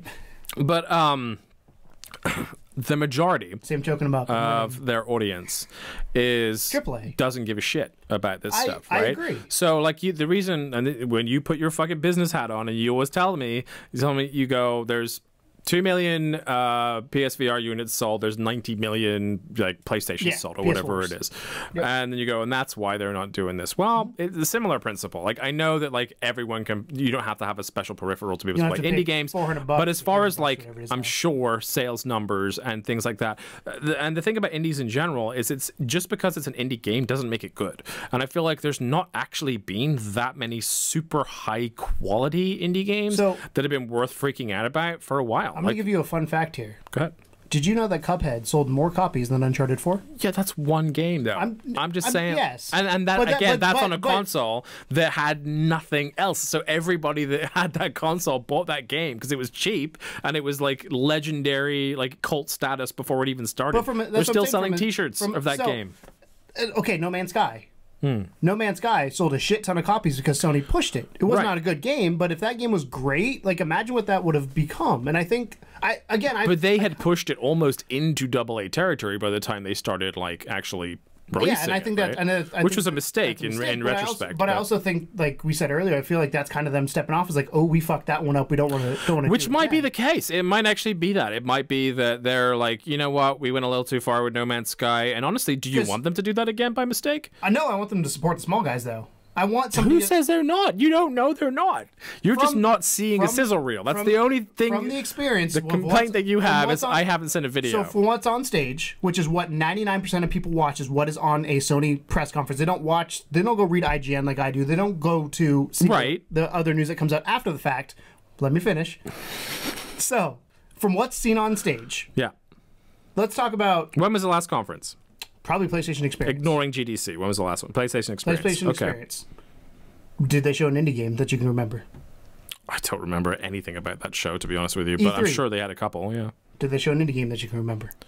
No, because there's Spider-Man. It was Days Gone. It was Death Stranding. It was. Did they not have a sizzle reel at all at PlayStation Experience? I feel like there was a small one. It wasn't a very big one. They had a PSVR one, but I don't think they had an indie game. I feel like they always do it at the Experience. Anyway, that's what I'm saying. The last that's what I'm saying. But my point was the time, though. Like, so the last one was what, December, right? Was PlayStation Experience 20th, something like that. Yes, but you also have a bunch of these indie games that are coming out. That this would be a perfect time to put time into them because there's nothing coming out. But they don't have a platform. The next platform. They have a platform. They have a blog. They have their own YouTube channel. They post them in the blog. You're talking about keynotes. They post them in the blog all the time. When you go to the blog, they release new game. That's how I learn about half of the games for the show and for the PSVR show. They do that. They just don't. They haven't had like a reel for a while. And the next one. Why Sony didn't show any indie games at E3 2017? That's E3. We're talking about PlayStation Experience. No, I'm trying to find PlayStation Experience. All right, work on that. So, so the next one is probably going to be, E3. I think. Is there one before E3? No, that's the problem. That's what I'm saying. When's the German one? That's after. Gamescom? Yeah. It's usually, I don't know. I don't know dates on that. So anyway, when I know that you think it's too little too late or whatever by the time E3 rolls around, but I don't think that's necessarily going to be the case. I think that like they may just be that for the start of the year, you have your Far Cry's and you have your God of Wars and all the rest of it, like all the stuff they've been building up now for the last couple conferences is finally getting released. So they have to kind of put their focus on that. And I think that alongside PSVR, which to me, PSVR, even though you don't necessarily see it as an indie thing, it is an indie thing. There's a barrier to entry. That's why I look at it differently. It's still like 80% indie games. It's indie developers, but you're cutting your audience small because of the barrier to entry. But they only have so much space to talk about these games. So if they're gonna give VR 20 minutes of time on stage for whatever, then it could be that they're actually docking 20 minutes off indie games to try and promote not only indie games but also an indie peripheral that came out of nowhere and that now is suddenly this kind of like big huge deal that's gathering steam. Here's the question, and I'm just gonna end on this one here. Here's my question to you. Okay. Spider-Man, God of War, Detroit. I'm trying to think what else is coming. I'm going to do those three because technically Quantic is low-level studio. Those are the three coming out this year that are confirmed, right? I don't know if Spider-Man. I think Spider-Man's late this year. It might be like December, November. Yeah, I don't know if that's officially this year, but those are the three I think that are going to come out this year. Sure. Do those games need to be spotlighted as much now as an indie game to get hype behind it? Because we're all hyped. It doesn't matter if we see nothing from Spider-Man until launch trailer. If we see nothing from Detroit until a launch trailer, if we see, well, God of War is coming out in a couple weeks, so that's not, I'll keep that out of the equation. But if we see nothing about those games until launch, I think people will be fucking happy at this point. And I think it's because my big issue with PlayStation Experience was it was version 2 of E3. Yeah. And I didn't like that. I agree with that. I did not like that. I wanted them to show me things that, again, as a PlayStation guy, I'm like, they did show new things on the same games. But here's my concern. And they did show some indie games, but not a lot. Here's my concern. Ignoring indies for a second. You got your Spider-Man, God of War, whatever, right? What has been the big problem with video games over the last couple of years in terms of people showing early development stuff and then a game releasing? I don't understand your question. So, okay, think about Ubisoft and some of these other companies. Like, they showcase a little bit of gameplay, maybe, or it's like a cinema clip or whatever. I forget, Cinematic. Whatever. Yeah, cinematic. And everyone's like super hyped and pumped up, and oh my god, this is amazing. And then they release it, and then it turns out the game is shit. It's got like bugs, and it's riddled, and there's game-killing bugs, and there's all this crap around it because they didn't kind of keep you in the loop as to what was going on. They showed a little bit, and then they kind of backed off and it released and you were already sold on it. And then what happened was the no pre-order movement where people were like, if they're not going to finish games, then we're not going to pre-order them. Like, why do we have to have a day one patch for everything? So I think that Sony is kind of almost very cognizant of that fact that these games that have been showcased, like we saw a little bit of Spider-Man and a lot of it was scripted when they showed it the first time around. And the second time was a lot of gameplay. Right, and the second time was a lot of gameplay, and that's what I'm saying. But like, to me, they're kind of letting you know, hey, this is still in development, and look how good it's getting, and look how much you're not going to get fucked over if you buy this game. That's not true, because it's still an early slice. So those videos... That's why they keep doing it. So what they show you is not actually the game. They always take a slice and make it separately, because if you take one of the things I was listening to, closer to the time it becomes the game, but early days, for sure. So E3 demos are completely separate. Yeah, E3 ones from anything else. Any sort of demo is separate from the full game because the game's not done, and they have to build it separately to make sure it's stable.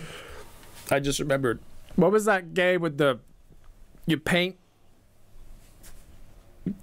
Cool Painter? No, it was a fucking indie game that Sony gave a ton of hype behind and a ton of stage presence. It was a color something. You're a little boy and you color monsters on the wall and then they come to life. This is my point exactly. I can't remember the name of it, but I know, but we have remember all this other stuff. But this we've not heard. That wasn't. Well, I mean, maybe there's nothing to show. They showed a lot of stuff, you know. That game was. But they've also showed a lot of God of War. They showed a lot of Spider-Man. They showed a lot of. I wish I still had my list of all the games they showcased, because like I think even though I mean the one thing I'm sure they showed indie games that I'm not remembering. I'll concede the fact that I think, and I'm not sure, but I think that studio is actually technically owned by Sony. It was a small it was like a studio that got bought by Sony, but they're not really Sony, and they just said, hey, go in there and do a thing and come back in, in a couple months. But that is another example of a game that is a very small game, small development team put together, made something incredible, and they showcased it on stage next to God of War and next to all these other ones because they gave them all these resources to put out that game. So that's one game, admittedly, but it's an example of that they do still have their eye on it. I just don't think they're not going as nuts as they used to. But also, like, everyone kind of already knows that Sony and Xbox have been previous champions of indie, so to an extent, you got to wonder how much they have to feel like they have to keep showcasing that. Every game that Sony gives away for free up until recently has been an indie game on the PlayStation Plus thing. It's not until very recently they started giving away actual AAA games. How often do they have to showcase it? That's what this podcast is for. That's why, because if Sony showcased, if Xbox showcased not indie just games, Sony, we wouldn't have to do this. Well. I agree, everybody. I think across the board, if they showcased it more, this podcast, I don't say it'd be irrelevant, but it would be, with the spotlight, would be completely irrelevant because like, oh, I already know about it. And that's my thing, is I feel like you don't need, yes, you need to hype up these AAA to get people like consoles. I understand that. But I also think that they are not putting enough time to say, we care about indies. It's just, they're in that painting game. I wish I could remember the name because it was really cool looking. It's fucking slipped my mind completely, the name of it. It's really cool looking, but at the same time, I'm just like here's the thing though. Hold on, one example, and then you can do. So Yonder, the Cloudcatcher Chronicles. Yeah. The reason I found that game was not because of Sony, not because of Microsoft, not because of Nintendo. It's because I went on fucking IGN, and IGN did a top 5 games that weren't on stage. And guess what was in there? Yonder. And I was like, oh shit, this looks awesome. And I immediately emailed the devs the next day and said, hey, your shit looks awesome. Let's talk. And it's Prideful Sloth. You just reminded me there's another game they showcased where they go around in the circle, and we spoke to the developers directly after the conference, and we're getting a key for it. I forget what it is. You're like 2 people going around in a circle. I can't remember it. Yeah. Anyway, the garden between. I don't know. Anyway, Remember here's my point. I'm not saying your point's invalid. I'm just saying my point. Right. Here's my overall thing. Just so everybody knows, we don't hate each other when we're not at all. Here's the thing. Have Sony and Xbox stopped supporting indie games? No, they haven't stopped supporting them. Are they letting us know enough about what they're doing? Probably not. Like, they could probably do better. You're right. They probably could showcase it a little more. I wish there was a round launch like they do with games, the non-press conference pushes. Right. If that makes sense. Like, their blog post of, like, again, the best, in my opinion, some of the best YouTube videos that I watch are, and again, I'm a huge indie game fan, as you know, but top 5 indie games that are coming out this month, or games you may have missed this month. Like, Sony could do that so well because they're in fucking control of the platform. Microsoft can do it so well because they're in control of the platform. Be like, hey. I mean, we're not offering our services, but. Just saying. But no, but that's my thing is, like, I feel like something like that, even if it's not on a press conference stage, even if it is a blog, and Sony does good with the blog posts, and Microsoft's changing their thing a little bit, and it's gotten better. They have This Week on Xbox with Major Nelson, which it's a bit sketchy at times with how they handle it, but Sony's blog posts are good, but I feel like, A, they don't post that blog. If you're not a Sony fanboy, you don't know the blog exists a lot of the times. Yeah, if you follow them on Facebook, it shows up once in a while. Exactly. Well, assuming Facebook's algorithm will show. Right, exactly. That's the other thing. But I also feel like they're not like, again, here's 5 games that you may not have heard of. And I love that aspect. They could do more of that. Yeah, we could do more of that, honestly. Yeah. We could do more of that. When we have this show, but we could still do more of that. But yeah, I think you're right. I know I'm right. I would like to see more of it, but I definitely don't think it disqualifies. I don't think just because we're not seeing it doesn't mean it's not happening. I forgot about those 2 games. I'm not gonna lie. That's okay. So I mean, I did too. But at the same time, I like you.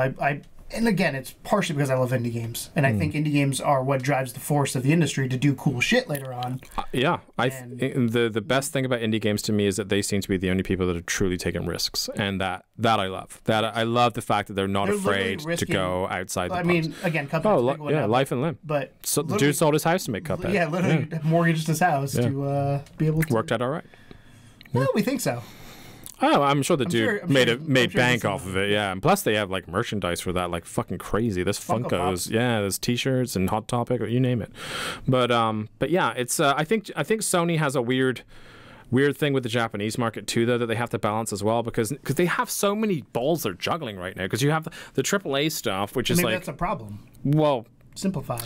Get rid of the Vita. But they still don't kill the Vita. Vita's dead. I have a Vita. Don't kill it. It's dead. But you have the AAA stuff. You have the Japanese stuff. You have the PSVR stuff. You have the indie stuff. Like, there's so much going on that there's only ever going to be like a little bit of spotlight they can shine on any one thing at any given time. But that's why they have regional offices. Sony of America do one thing. Sony of Japan do another thing. But when they have an hour-and-a-half keynote, I know, but I'm saying, again, this is outside of the presentation stuff of like. Right. Yeah, they could definitely do more. Like I said, I mean, it'd be nice. They have PlayStation Access, which is their own little podcast and stuff. Like, even if they did in their own store, that's the other thing too. Yeah. They don't spotlight very well in stores. You know how hard it is to. No, they tend to do like the big stuff in the store. Like, it's like, oh, Jumanji's like coming out or whatever. Sale or something. Yeah. So that kind of stuff, like little things that add up over time. Be like, oh yeah, remember that painting game that you forgot the name of? Dude, here it is. Like it's gonna drive me crazy. But that's what I'm saying. Things like that to kind of like, oh, it's here. And maybe they will when that one launches. You know what? I know the other one was called The Gardens Between. I remember that. But hang on, Sony, because I'm like, people have to know the name of this game before we cancel this podcast. So if you want to do your spiel, I'll find it. My outro? Yeah. This has been Indie Please Add Details, episode 26, our weekly dip in the world of indie games and indie developers, where we discuss the news and our excursions throughout the week, topping it off with a topic discussion that you guys can join. And I'd love to know your opinion on this. Do you think Sony or Microsoft, every one of them? I don't think anybody right now is owning indies. Is like, that's the indie people. Other than Nintendo, because we're in it, we understand they're doing financially better for indies. But that doesn't mean they're advertising indies, because they're fucking Nintendo and they do their own shit. And they don't buy studios. Nintendo doesn't buy studios, which they should. Well, they acquire talent, Tom. They don't buy studios. But then they make those people make a Mario Tennis game instead of making an indie game. Yeah. Mario Tennis is awesome though. I got nothing against Mario Tennis. I'm just saying, like, they could like incorporate like sub Nintendo things, Yeah. like the people that make Golf Story, like fucking get those people to do Yeah. stuff for you all the time. That was an incredible indie game. You can listen to us on your favorite podcast services, Google Play, iTunes, Stitcher, SoundCloud, or see our lovely faces on YouTube at level2gamers.com. That is level, the number 2, gamers.com. To continue discussion online, but off air, hit us up on Twitter at level2gamersstl. That again is level 2, the number 2, gamers STL. There's 2 S's in there, number 2 in there as well. Or Discord link in the description. Did you get the name? Concrete Genie. That's it. Yeah. Yeah, that There one you looked go. good. Concrete I'm Genie. excited about that one. Looks really I forgot good. about it. Yeah. But again, and as somebody who is big in the indie game, And it's not like they didn't showcase that. They showcased Yeah. the shit out of that yeah, game, but I just anything forgot since. about it. Yeah. Yeah. So, but anyways, thank you guys so much for watching. I'd love to know your opinions down below. I'm sure we're gonna get yelled at on both sides. Probably Can't me wait. because I'm stubborn and all that kind of stuff when it comes to stuff. But thank you guys so much for watching. And as always, Welcome to the second level. bye. No game, but they saying welcome to the second level.